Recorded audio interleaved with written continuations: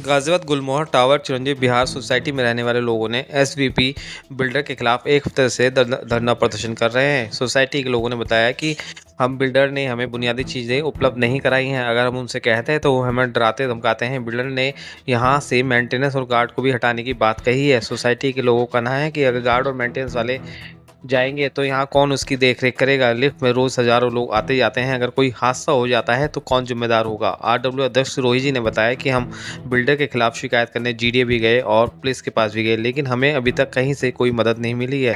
Builder तो हमारी सुन ही नहीं रहा है। अगर पुलिस या जीडीए भी नहीं सुनता तो हम धरना प्रदर्शन लगातार जारी रखेंगे।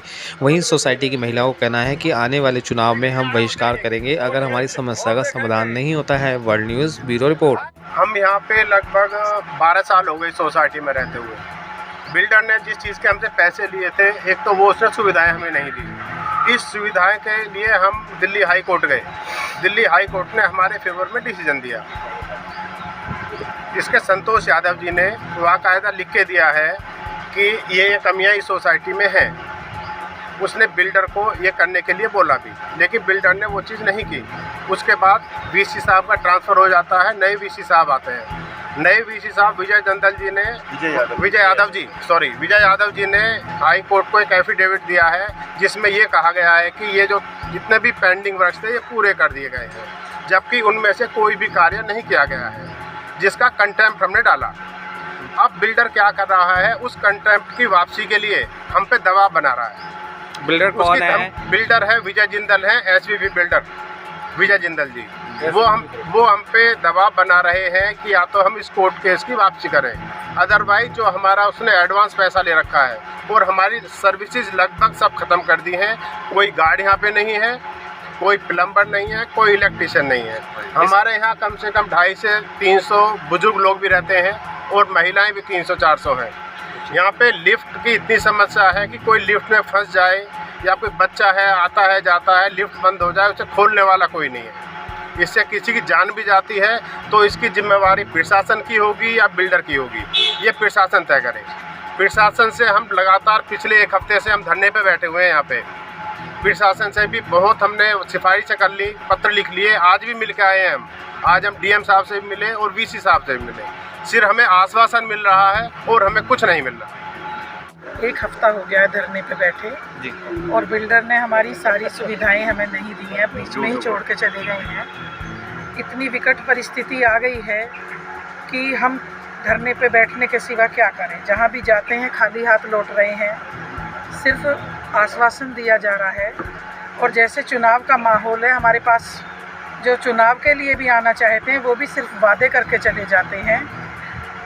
चुनाव चाहे कोई भी रहा हो, उसके बाद हमारे पास किसी ने आके चेहरा नहीं दिखाया कि भाई तुम्हें क्या समस्या है, तुम्हारी समस्याओं का समाधान हम क्या करें, कैसे करें। लेकिन वोट मांगने के समय हमसे वादे किए जाते हैं। अभी भी जैसे चुनाव है तो आप लोग वोट करेंगे कि अब की बात अगर आपकी समस्या अगर हमारी मांगे पूरी नहीं हुई तो इस बार हम वोट नहीं करेंगे। ये हमारा चुनाव का बहिष्कार करेंगे, चुनाव नहीं होने देंगे। सभी ने मिलकर यही फैसला लिया है। कोई भी वोटिंग ने बहुत परेशान कर रखा। तानाशाही नहीं चलेगी, तानाशाही नहीं चलेगी। हमारी मांगे पूरी करो, हमारी मांगे पूरी करो। तानाशाही नहीं चलेगी, हमारी मांगे पूरी करो। एसवीपी बिल्डर मुर्दाबाद, एसवीपी बिल्डर मुर्दाबाद, एसवीपी बिल्डर मुर्दाबाद। 2 अप्रैल के बाद से बिल्डर ने यहाँ पर जबरन सारी सुविधाएं हटा ली हैं। सर सोसाइटी कौन सी, एक बार सोसाइटी है हमारी गुलमोहर टावर चिरंजीवी विहार जी। और ये इसको विकसित किया है आपके SVP builders India limited GT road वालों ने, जिसमें मेंटेनेंस ये पिछले 12 साल से हमारे यहाँ करते आ रहे हैं। उससे कभी भी सेटिस्फैक्ट्री इन्होंने वो नहीं किया, पैसा हमारा लेकर रखा हुआ है। लेकिन अब यहाँ पर स्थिति हो गई है कि संक्रमण फैलने की भी स्थिति उत्पन्न हो चुकी है।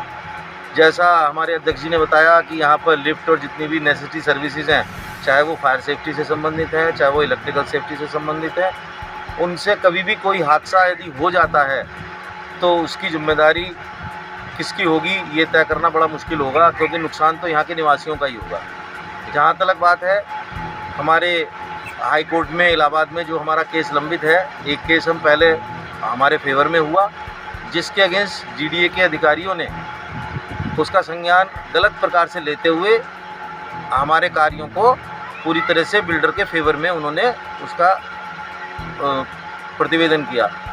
अगर आपको हमारे चैनल की वीडियो पसंद आए तो चैनल को लाइक और सब्सक्राइब करना न भूलें। वीडियो को अंत तक देखने के लिए आपका धन्यवाद।